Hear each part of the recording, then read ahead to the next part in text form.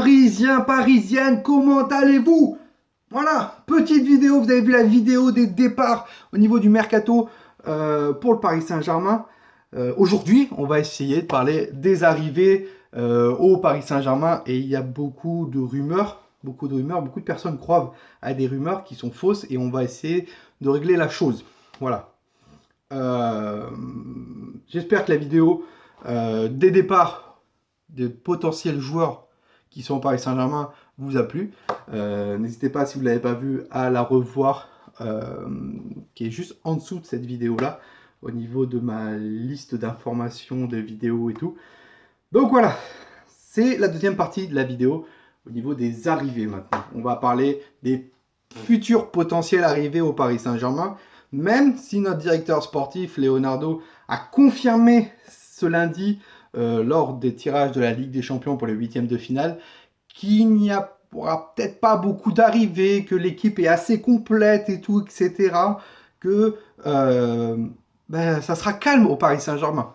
Non, ça ne sera pas calme. Je pense, pour moi, le mercato du Paris Saint-Germain sera un peu agité. Il sera un peu agité, pourquoi?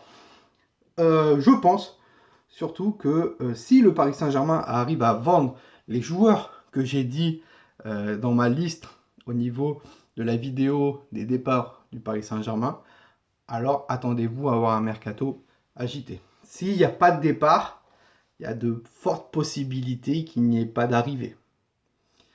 Voilà, l'équipe est un peu complète, comme a dit Leonardo, mais il manque des trucs. Leonardo, dans sa tête, se dit,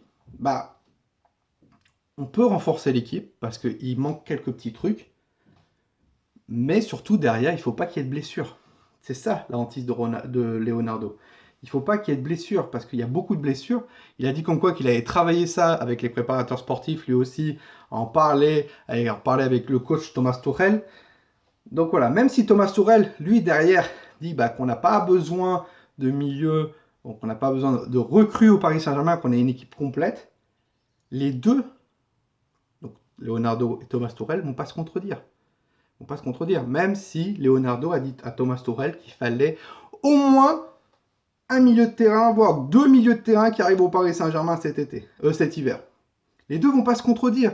Donc, s'ils ne se contredisent pas, et qu'ils restent toujours dans le même chemin, ils vont dire la même chose aux médias. Mais Leonardo a dit qu'il faut au moins un ou deux milieux qui arrivent cet hiver.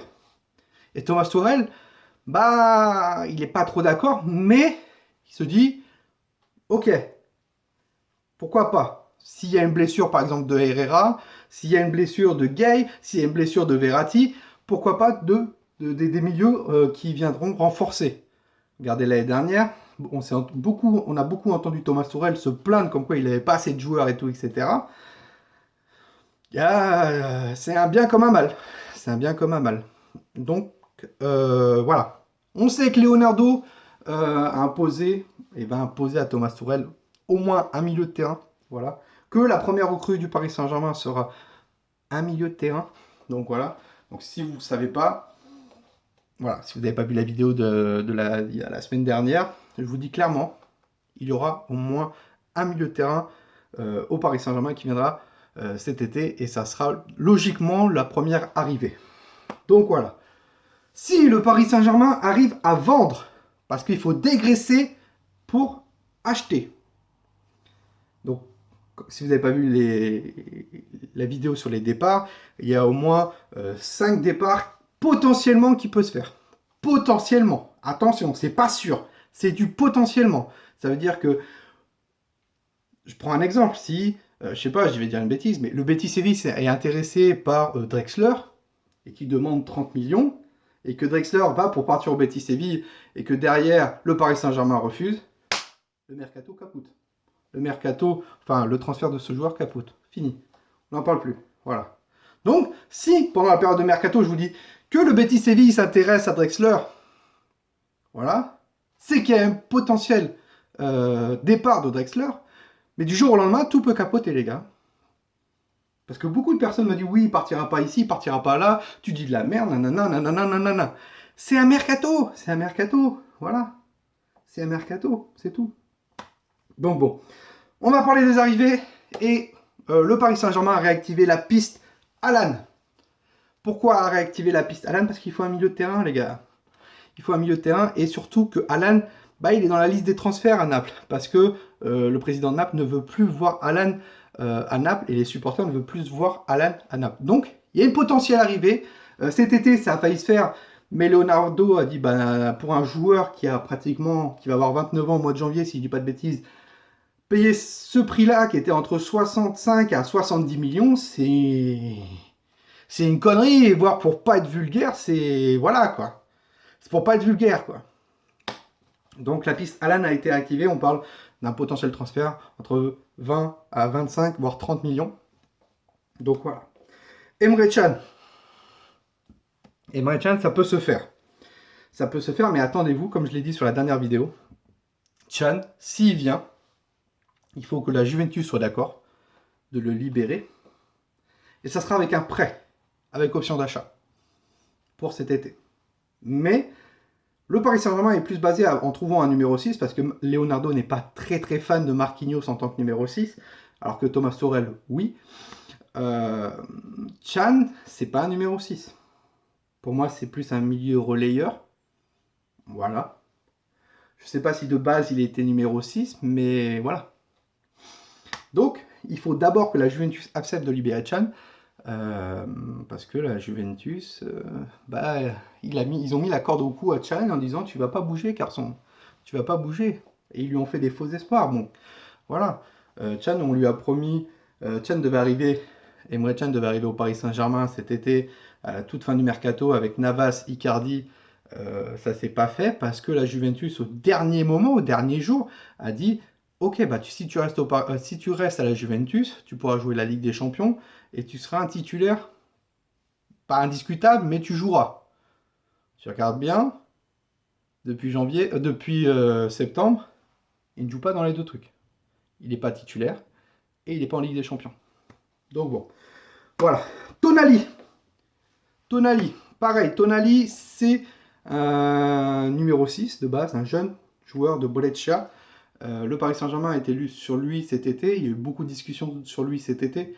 Et ça pouvait se faire, mais le président Brescia, lui, voulait vraiment que son joueur reste au Paris Saint-Germain. Reste à Brescia, pardon. Donc, Tonali, je pense, va finir sa saison à Brescia en Série A. Et une potentielle arrivée peut se faire cet été. Mais pour moi, je suis le Paris Saint-Germain. Ce que je fais, je l'achète maintenant, Tonali. Alors Tonali, attendez-vous, c'est un jeune joueur, c'est un numéro 6 de base qui est très très bon. Voilà, on dit que c'est le futur Marco Verratti. Tonali, attendez-vous à dépenser entre 30 à 35 millions d'euros. Mais Tonali, comme je l'ai dit, ça sera avec un prêt avec option d'achat. Le Paris Saint-Germain va pouvoir faire des prêts avec option d'achat cet hiver pour que cet été, qu'on commence à faire notre équipe, quoi. Donc voilà, Tonali, ça peut se faire. Mais moi, si je suis le Paris Saint-Germain, je l'achète cet hiver, je leur prête 6 mois à Brescia et je le récupère cet été. Donc voilà, c'est une potentielle... Ça peut se faire. Ensuite, Leonardo peut aller chercher un autre milieu de terrain aussi. Un autre milieu de terrain qui peut être une petite pépite, je ne sais pas, peut-être au Brésil. Regardez, quand il nous a fait le mercato hivernal, quand il est arrivé au Paris Saint-Germain, il nous a allé chercher le petit Lucas. Pourquoi pas? Donc, ne soyez pas sensibles si on voit un milieu brésilien nommé. Voilà. Après, il y a peut-être d'autres pistes qui peuvent être connues aussi. Enfin, qui ne sont pas encore connues, mais il y a peut-être d'autres pistes qu'en sous-marin, le Paris Saint-Germain parle. Donc voilà. Et au niveau des latéraux, donc si on arrive à vendre tous les joueurs au niveau des départs, au moins 4 joueurs, attendez-vous au moins à avoir 2 à 3 recrues. Et au niveau des latéraux, on parle d'un latéral. Pour l'instant, celui qui revient le plus, c'est Deseglio de la Juventus. Et ça, c'est un joueur qui peut jouer latéral gauche et latéral droit, qui pourrait être pas mal pour le Paris Saint-Germain. Mais on peut le payer entre 5 à 10 millions. Il ne vaut pratiquement plus rien, parce que je crois qu'il ne joue plus avec la Juventus. Donc, ça peut être pas mal aussi. Mais il y a peut-être d'autres latéraux. On m'a dit qu'il y avait un latéraux qui allait sortir très bientôt. Un nom d'un latéraux qui allait sortir très bientôt. Maintenant, je ne peux pas vous dire le nom, parce que je ne le sais pas, mais il y a un nom d'un latéraux qui va être pisté par le Paris Saint-Germain, qui va sortir dans 1 à 2 semaines. Voire même dans les jours à venir, si... Voilà quoi. Donc, soyez vraiment, si vous avez des questions à me dire, n'hésitez pas à me parler, parce que j'entends des Eriksen au Paris Saint-Germain cet hiver.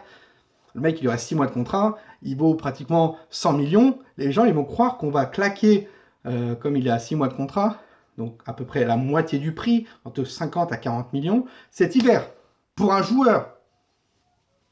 On l'a fait avec Paredes, avec Antero Henrique, on ne va pas le faire cette année. Leonardo n'est pas comme ça. Il va plus s'avantager à acheter des jeunes talents pour l'année prochaine et pour même cet hiver, que débourser 40 voire 50 millions sur un mec qui a 25-26 ans, qui ne fait rien. Et Paredes, ça fait 2-3 matchs où il va un peu mieux. Mais pratiquement, pendant 10 mois et demi, il n'a rien fait, Paredes. Donc voilà, donc faire très attention à ce que vous regardez sur les réseaux sociaux. Vraiment, vraiment. Donc voilà, si cette vidéo vous a plu, n'hésitez pas à la liker. Si on peut arriver à 40 likes, ça serait parfait. Et si on arrive à 40 likes, voire plus de 40 likes, je ferai encore une autre vidéo Mercato. Dès que j'ai des informations, ne vous inquiétez pas. Voilà. Je vais faire aussi une vidéo FIFA bientôt qui va sortir. Je vais faire le tournage. Manquera plus comment faire le montage. Et la vidéo FIFA va sortir. On me l'a beaucoup demandé, donc voilà. N'hésitez pas donc à liker cette vidéo, 40 likes, et je refais encore une vidéo Mercato. Bombardez-moi ces likes.